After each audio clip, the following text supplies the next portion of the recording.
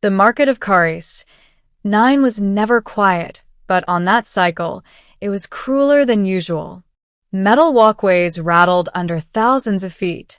Holographic banners flickered overhead, advertising weapons, livestock, rare minerals, and lives.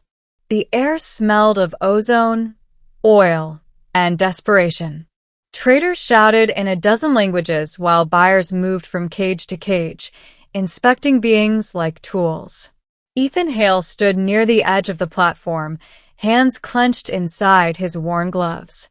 He wasn't supposed to be here. Humans weren't welcome in Caris markets unless they were buying in bulk or selling something valuable. Ethan was neither. He was a freelance engineer, repairing ships for food credits, barely scraping by since the collapse of the Terran frontier colonies. But he had followed a sound. Not a cry, those were common. This was quieter, softer. A small, broken sound that didn't belong in a place built to profit from suffering. He found the source at the far end of the platform. A single cage, rusted and dented, sat half-hidden behind a stall selling bioweapons. Inside was a girl. She was alien, unmistakably so, skin tinted a pale silver blue, eyes large and dark, reflecting the market lights like glass. Thin bioluminescent lines traced her arms and neck, dim and flickering, as if her body no longer had the energy to glow. She couldn't have been more than 15 by human standards. A placard hung from the cage. Defective lorry. Low yield. NO incompatible. Price. 3 credits. Pennies. Ethan swallowed hard. He'd seen enslaved aliens before. Everyone in the outer systems had. But this was different. She wasn't fighting, wasn't begging. She sat curled against the bars, staring at the floor, as if she'd already accepted that whatever came next couldn't be worse than what had already happened. A hulking trader noticed Ethan lingering. Interested, human? The creature sneered, its mandibles clicking. Cheap. Practically worthless. Can't breed, can't power tech. Weak immune system. We were going to scrap her organs, but even those aren't worth much. Ethan's stomach twisted. She's a child. The trader laughed. She's inventory. A group of buyers passed, glancing briefly at the cage before losing interest.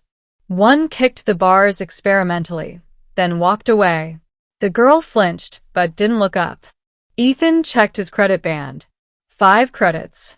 That was everything he had. He thought of the ship he was repairing, half-finished, payment uncertain. He thought of the long nights sleeping in cargo bays, of being treated like disposable labor by species that barely considered human sentient. Then he looked at the girl again. 3 credits, he said quietly. The trader blinked. You're serious? Yes. Mandibles clicked again, this time in amusement. Fine. Take the defective thing.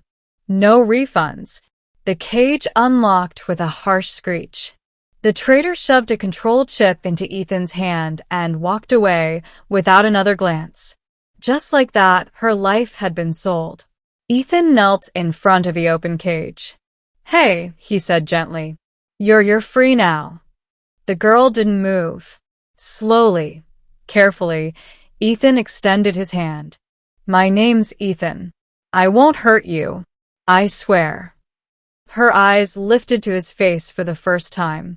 Fear, confusion, and something else, hope, fragile and dangerous, flickered across her features. After a long moment, she reached out, her fingers trembling as they wrapped around his. Her skin was warm. Her name was Lyra. She spoke little at first, communicating mostly through gestures and soft, musical sounds. The translator Ethan borrowed from a dock worker struggled with her language, but over time, fragments came through. She was Lori, a species once valued for their ability to stabilize quantum reactors. But newer technologies had made them obsolete. Her people had been hunted, displaced, sold. Those with strong bioluminescence were taken first. Lyra's glow had always been weak, so she had been labeled defective. Ethan took her back to his ship, a battered courier vessel barely held together by hope and recycled parts. He gave her his bunk and slept on the floor.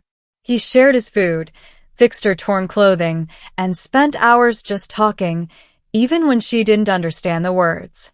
For the first time in years, Ethan felt like his existence mattered. But Caris, 9 didn't forget. 3 cycles later, as Ethan worked beneath the ship's engine housing, alarms blared. Armed enforcers flooded the docking bay, their insignias marking them as market regulators.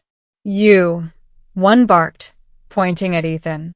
"You purchased stolen property." Ethan stood, heart pounding. "I bought her legally." The enforcer sneered. "That girl belongs to the consortium. The trader had no authorization to sell a lorry. She is to be reclaimed." Lyra stood behind Ethan, clutching the sleeve of his jacket. Her bioluminescent lines pulsed wildly, brightening in fear. Ethan stepped in front of her without thinking. "She's not property." Weapons raised instantly. "Human," the enforcer said coldly. "Move aside or be terminated." Ethan's mind raced. He was one man against an entire system that thrived on exploitation. He knew how this ended. "Unless." "She's not defective," Ethan said loudly. "You just never bothered to look." The enforcers hesitated. "Explain." Ethan swallowed. "The lorry don't just stabilize reactors. They resonate with them. You stopped using their tech because you built machines that did the job worse but cheaper. Lyra isn't weak. She's untrained." Silence fell over the bay as dockworkers and traders paused to listen. "I've been repairing ships my whole life," Ethan continued. "I've seen unstable cores tear fleets apart. Let me prove it. Give me 1 hour." The lead enforcer scoffed. "And if you fail?" Ethan glanced back at Lyra, then forward again. "Then you can take us both." They brought an old cargo cruiser into the bay, its reactor notorious for fluctuations that no engineer had been able to fix. Ethan worked feverishly, rerouting systems, while Lyra stood at the core, hands trembling as she reached toward the humming energy field. "Listen to it," Ethan said softly. "Feel it. You don't control it. You harmonize." Lyra closed her eyes. Her bioluminescent lines flared, brighter than Ethan had ever seen. The reactor's violent oscillation smoothed. Warning lights dimmed. Power output stabilized perfectly. The bay erupted in stunned silence. Then alarms ceased. "It's stable," someone whispered. The enforcer's face hardened, but doubt had crept in. "One demonstration proves nothing." Lyra opened her eyes. She stepped forward, her translator finally catching her voice clearly. "You sold us because you forgot who we were," she said, softly but firmly. He remembered. Every system in the bay registered the data. Perfect efficiency. Zero instability. The value of a lorry had just skyrocketed. But before the consortium could react, the dockworkers did. Shouts erupted. Protests.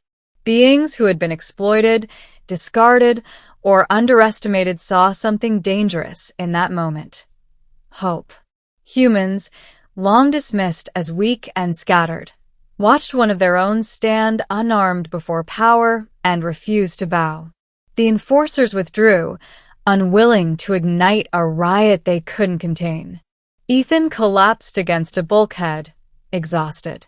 Lyra knelt beside him, her glow gentle now. "You could have walked away," she said. "Why didn't you?"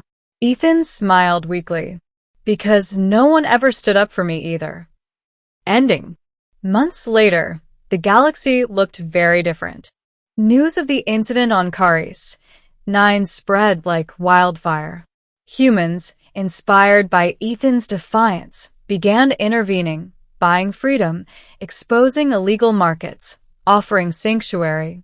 Lori survivors emerged from hiding, no longer hunted, but protected under new interspecies accords. Ethan and Lyra traveled together, not as owner and property, but as partners.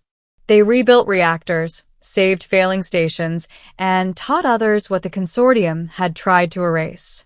One evening, as their ship drifted above a newly powered colony world, Lyra stood at the viewport, her bioluminescence bright enough to paint the stars. "They sold me for pennies," she said quietly. Ethan stood beside her. "And they lost something priceless." She looked at him, eyes shining. "You didn't just change my life, Ethan. You changed everything."